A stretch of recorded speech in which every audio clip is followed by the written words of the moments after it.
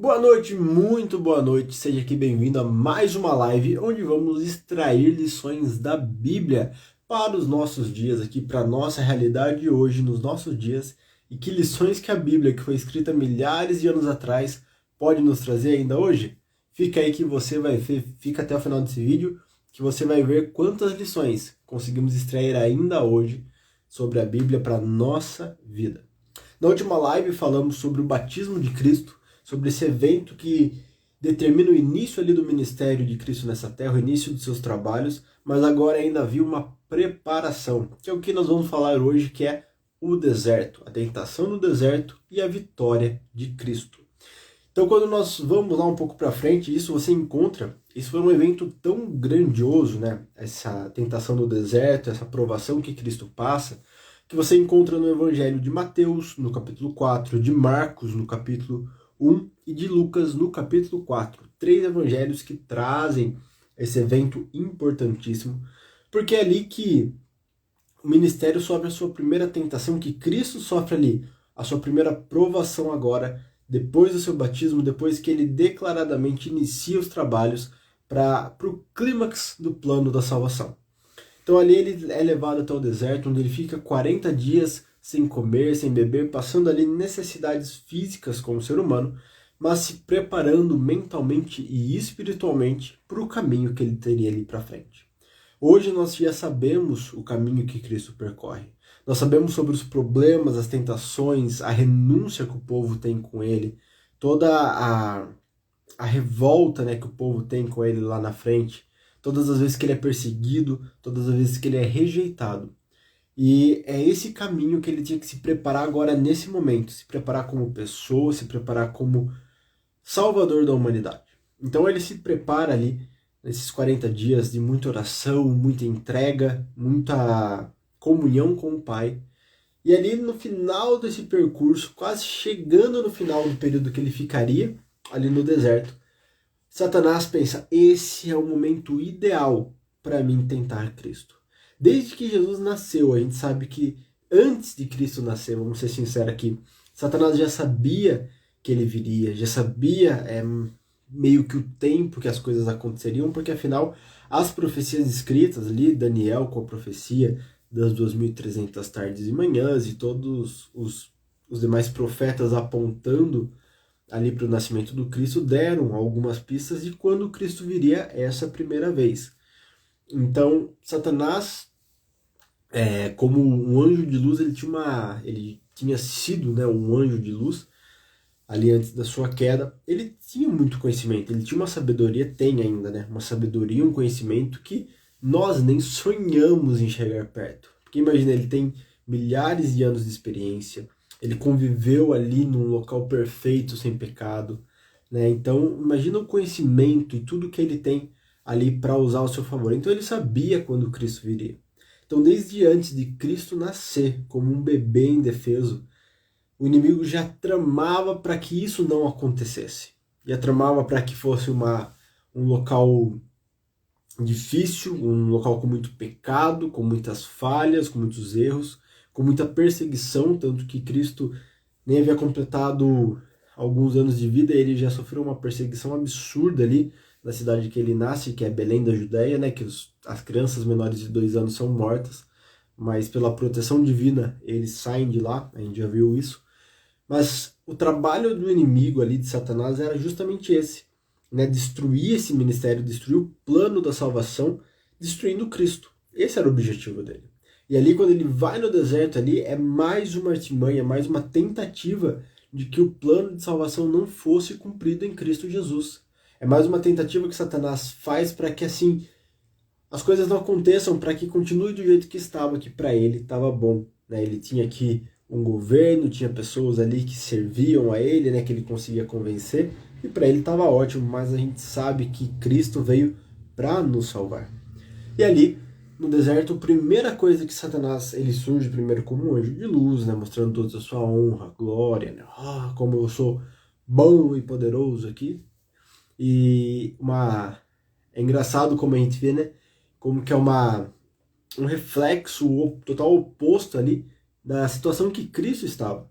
né? Por fora ali, Cristo estava como um ser humano desnutrido, pálido, faminto, né? Sujo, talvez se arrastando ali, porque 40 dias passando necessidades ali de alimentação não é fácil. Então a gente não sabe qual a condição que Cristo estava, mas a gente sabe que não era das melhores. E Satanás ali aparece com toda a pompa, né? Como um anjo ali.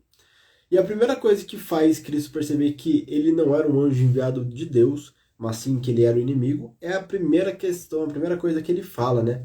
A dúvida. E pode perceber que sempre que Satanás vai ali tentar derrubar, ele coloca uma dúvida.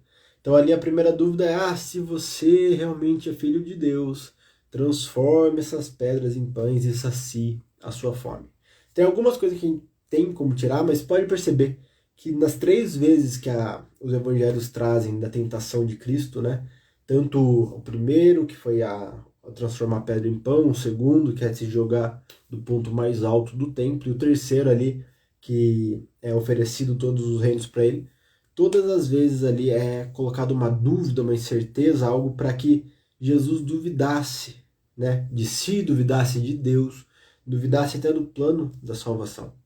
Então, essa é uma artimanha muito forte que Satanás usa e é uma coisa tão boa que passou milhares de anos e ele continuou usando, porque a primeira vez que nós vemos o inimigo usando essa artimanha na Bíblia é lá no Éden, quando ele fala assim, mas será que se você comer, você vai morrer mesmo?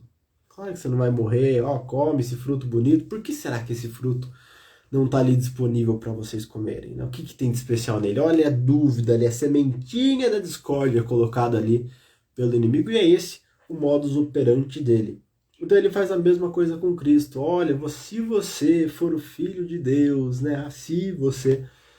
Será que você é mesmo? Não sei, olha a situação que você tá, olha, será que Deus deixaria seu filho nessa situação, nesse estado? Será que deixaria passar tanta fome, assim, tanta chance de você perder a vida aqui nesse deserto? Será mesmo que você é filho de Deus?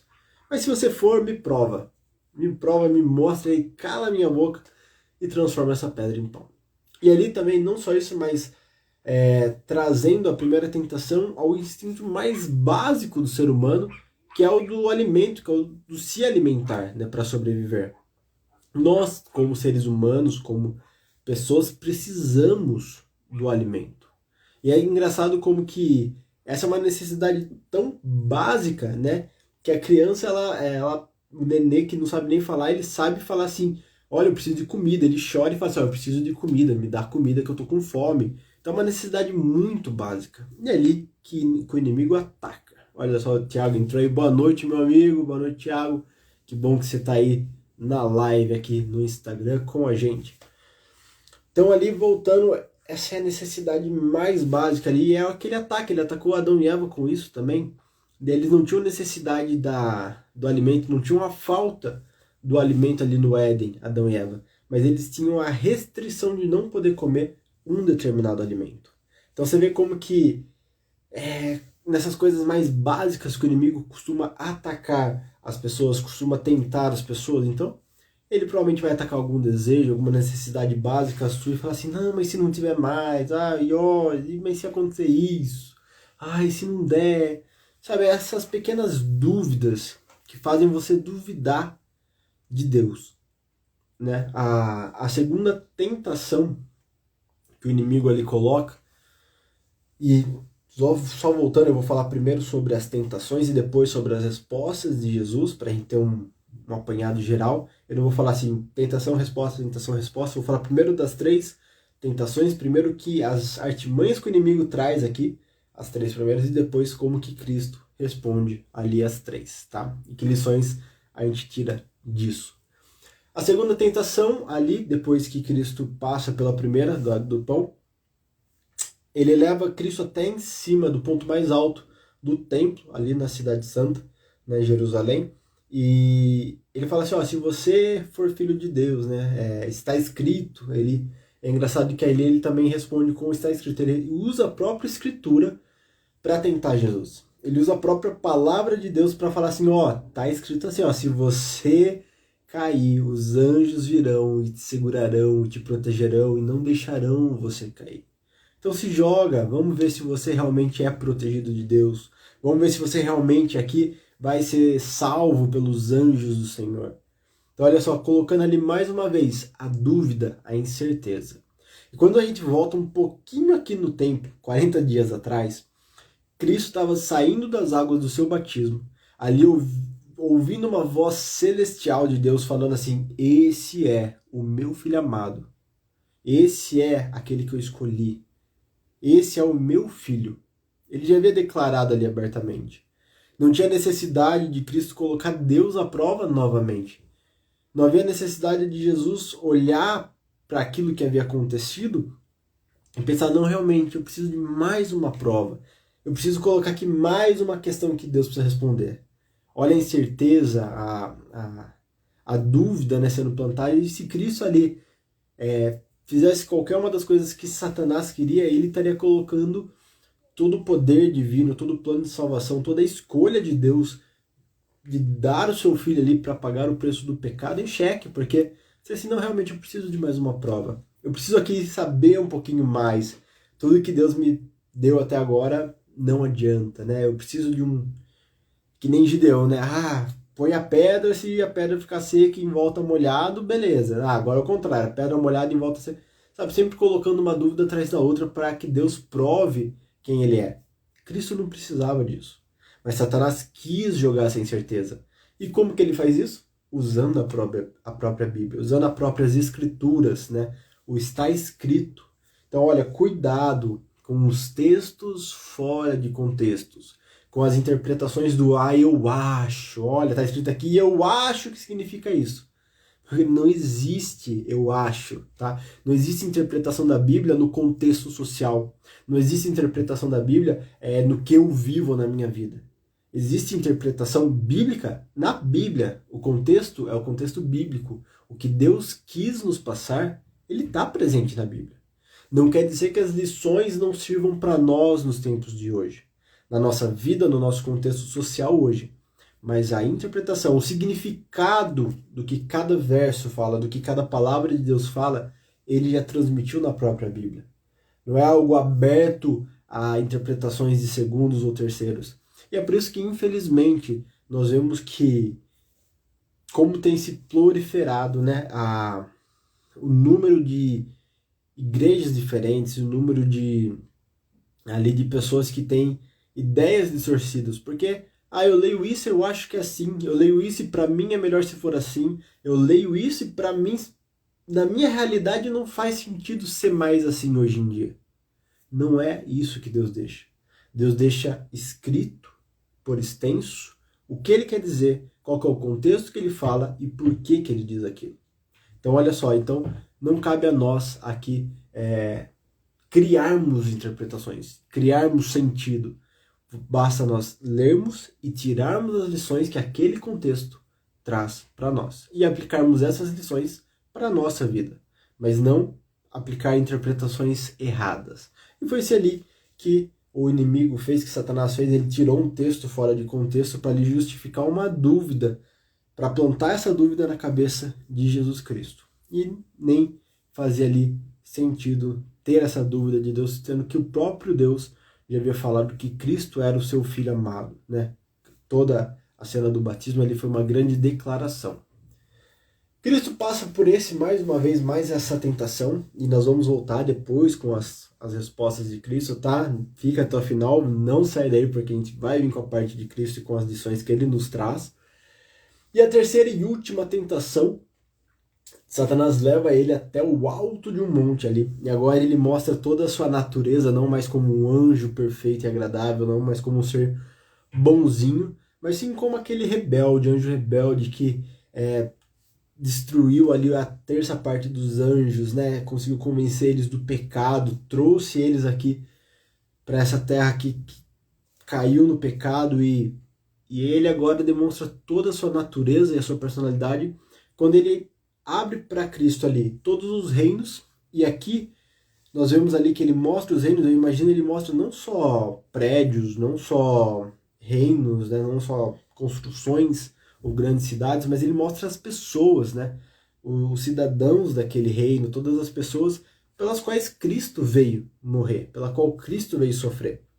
E agora ele fala assim: ó, Jesus, você pode ter tudo isso que você veio buscar. Sabe, todos esses filhos seus aqui que você veio buscar, essas pessoas que caíram no pecado, que perderam a chance de salvação, você pode ter todas elas, eu dou para vocês, basta você me adorar. Olha como que o Satanás é astuto, né? Ele daria de volta o domínio que Cristo veio restabelecer, a comunhão que Cristo veio restabelecer, mas ele seria agora no lugar de Deus. Seria ele, Jesus e os reinos, as pessoas, né? Então, olha só, ele não precisaria passar pelo sofrimento, ele não precisaria passar pela morte de cruz, ele não precisaria passar por nenhum momento difícil, né?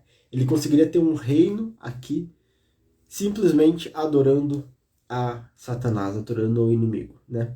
Então, olha como que o engano aqui traz, né? Ele pega ali na questão que eu acho que mais pega na vida de Cristo, que é realmente essa questão do sacrifício da cruz. Porque no momento em que Cristo mais sofre,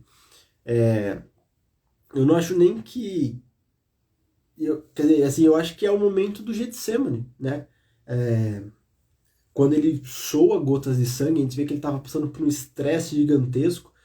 E não só isso, mas antecipando a ausência do próprio Deus, né? Antecipando que ele estaria ali pendurado numa cruz, sem poder ter mais o contato com Deus, porque o nosso pecado faria essa separação.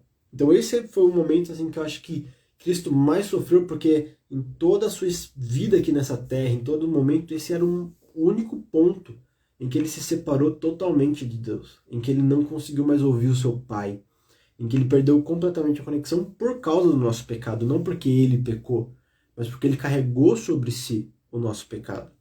E agora o inimigo oferecia uma alternativa que ele não precisaria passar por isso.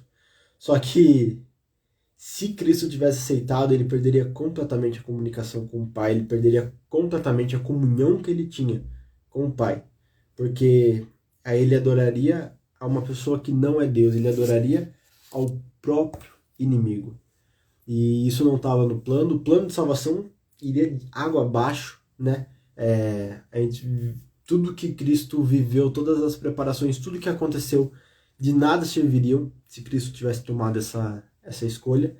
Mas mais uma vez Cristo sai vitorioso, repreende ali Satanás e ele se afasta e as tentações ali cessam por aquele momento. E agora vamos lá, voltando, a gente já viu qual é a estratégia do inimigo, pegando as necessidades mais básicas, pegando os nossos medos, implantando a dúvida e a incerteza para que nós pequemos contra Deus, para que nós duvidemos de quem é nosso Deus e do seu poder e da sua honra e glória, colocando aquela sementinha da discórdia na nossa cabeça. E qual é a estratégia de Cristo para vencer essa tentação? Eu falei do problema, eu falei da estratégia do inimigo, e agora sim, você já sabe qual que é o problema, mas qual é a solução? Nós encontramos isso em cada resposta de Cristo Jesus. Quando ele é tentado com o pão, ele fala, está escrito, nem só de pão viverá o homem. Quando ele é tentado ali em cima do templo, está escrito. Quando ele é tentado ali na montanha, ele fala, está escrito.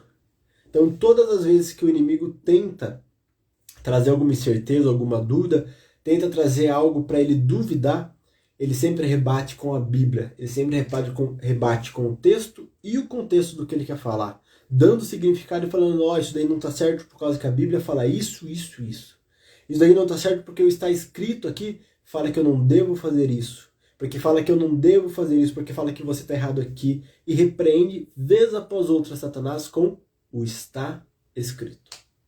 E isso foi escrito por profetas lá atrás, isso foi escrito lá, inspirado pelo Espírito Santo, mas não nos dias de Cristo. Tudo que ele cita e repreende Satanás ali com a Bíblia não estava escrito, mas ele tirou aquelas passagens e mostrou qual é o caminho que eu devo seguir. E você está falando para eu fazer o completo oposto. Então, pelo que está falando aqui, o está escrito, eu não vou fazer isso, não está certo. E Cristo, ele se baseava e se norteava única e exclusivamente pela palavra, pelo está escrito. Então é por isso que hoje, se alguém falar assim, não, nós temos que contextualizar a Bíblia para os nossos dias, não, isso daí não é assim, isso daí é só para aquela época. Gente, o está escrito não muda, a palavra de Deus não passa.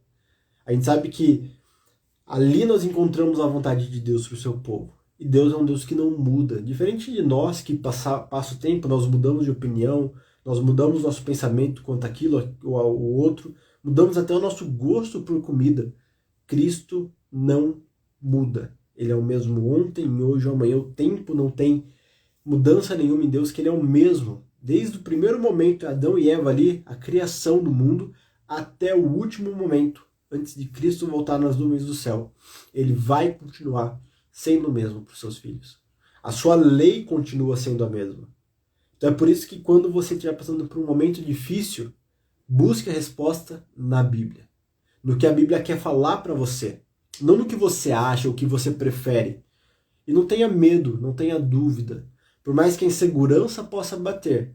Mas lembre, quem planta dúvida na nossa mente, para nós duvidarmos dos planos de Deus para nós, é o inimigo. Então não deixe que ele plante essa dúvida na sua cabeça. Se baseie a sua comunhão com Deus no que a Bíblia traz. Se baseie a sua comunhão com Deus na sua oração, no seu estudo diário. E faça isso o seu motivo de maior alegria no seu dia, porque é nesse momento em que você encontra qual é o caráter desse Deus, o que ele deseja de você e o que ele espera de você também. E ali, quando todas as tentações passam, a última ali, Cristo repreende e fala assim: afasta-te de mim, Satanás. Quando ele repreende, Satanás sai. Ali então os anjos do Senhor que estavam assistindo, porque não é apenas o destino da nossa humanidade, mas é o plano de salvação. O nosso mundo está sendo um espetáculo para tantos seres não caídos que estão vendo aqui como o amor de Deus é perfeito e como as acusações de Satanás são infundadas, porque ele falava que Deus era um Deus injusto, era um Deus tirano, era um Deus que impunha a sua lei, uma lei impossível de se cumprir. Que era impossível o ser humano cumprir fielmente o que está escrito, que qual é o caráter de Deus, o que Deus deseja da sua criação. E Cristo, mesmo estando no mundo pecador, mesmo estando no mundo ali falho, caído, ele não pecou, ele não duvidou, ele não caiu. Ele foi perfeito em todos os sentidos, em todas as coisas. E demonstrou não só para a nossa raça que caída, não só para o ser humano que caiu na tentação. Ele demonstrou não só para Satanás e os anjos que também caíram com ele, a terça parte dos anjos. Mas ele demonstrou para todo o universo, toda a criação de Deus, como que, sim, é possível cumprir a lei. Como que, sim, ele é um Deus de amor e misericórdia. E como, sim, ele está disposto a dar a sua vida para nos salvar. Então, essa situação, a tentação no deserto e a vitória de Cristo nos traz muito do caráter de Deus. Nos traz muito do plano de Deus para a nossa vida. De quem é Satanás em tudo isso. Ele é um anjo que engana, que tenta iludir, que tenta colocar a dúvida na nossa cabeça, mas saiba que se você tiver com a palavra de Deus junto com você, ele nada poderá fazer contra você. Pode ver ali quando ele estava tentando Jesus, ele sugeria para que Cristo fizesse. Então ele sugeria, se joga daqui, mas ele não empurrava. Ele fala, transforma, mas ele não forçava. Então se você estiver alicerçado na verdade, na palavra de Deus, se você estiver ali com os pés firmes nessa verdade, por mais que por mais que o inimigo possa sugerir a você fazer algo de errado, algo que não está certo, saiba que Deus vai estar com você e não vai permitir que ele faça nada com você. Não vai permitir que nada de ruim aconteça com você, com a sua família ou com a sua vida. Amém? Que bom que você está aqui, que bom que você assistiu até o final. Minha esposa maravilhosa ali, o Thiago entrou também, eu vi que o Jair entrou no começo. Obrigado a vocês que entraram aqui na live no Instagram. Que bom que você está acompanhando aí. Essa live ela vai continuar salva aqui no Instagram e eu subo também no YouTube, onde você vai ter acesso a essas lives, a esses estudos, e que isso possa incentivar você a ler a Bíblia, a ler o Espírito de Profecia, a também tirar as suas lições, tirar as suas conclusões, entender aqui o que Deus deixou para nós na sua palavra. É isso aí, pessoal, um grande abraço, fica com Deus e eu vejo você na próxima live.